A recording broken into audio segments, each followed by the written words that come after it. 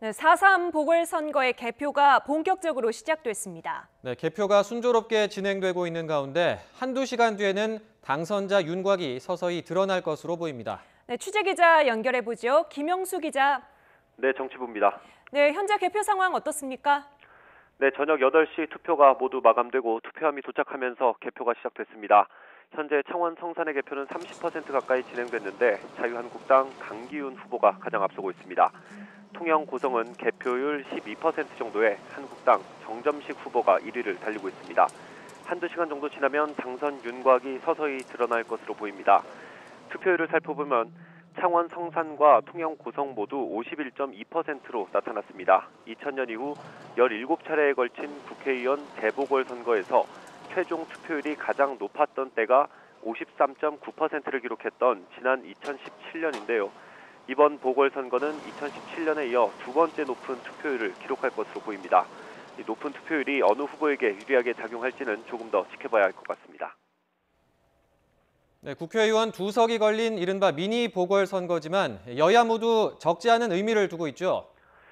네, 그렇습니다. 국회의원으로만 보면 2명을 뽑는 선거이기 때문에 큰 규모는 아닙니다. 다만 21대 총선을 1년 정도 앞두고 경남 지역의 표심을 가늠해 볼 수 있는 만큼 여야 모두 결과에 적지 않은 의미를 두고 있습니다. 먼저 창원 성산에서 범여권 단일 후보를 정의당에 내준 더불어민주당은 통영 고성에서 해볼만 하다는 분위기를 감지하고 당력을 집중했습니다. 민주당은 40년 동안 보수해 내줬던 통영 고성에 깃발을 꽂는다면 지난 지방선거 분위기를 이어가는 동시에 최근 잇따른 여권발 악재를 돌파할 동력이 마련될 것으로 보고 있습니다. 자유한국당은 일단 황교안 대표 취임 뒤 첫 선거인 만큼 이후 리더십에도 큰 영향을 미칠 전망입니다.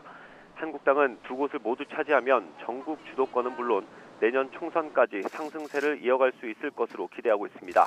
반대로 특히 만약 전통적인 강세 지역인 통영 고성에서 패하면 큰 타격이 불가피합니다.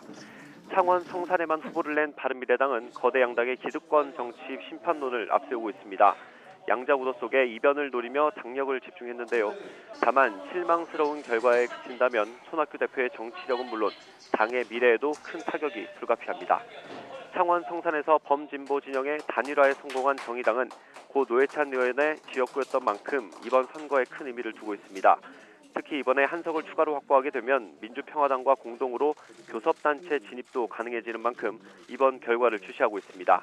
다만 이례적인 여당과의 단일화에도 패배한다면 큰 충격에 빠질 것으로 보입니다. 지금까지 정치부에서 전해드렸습니다.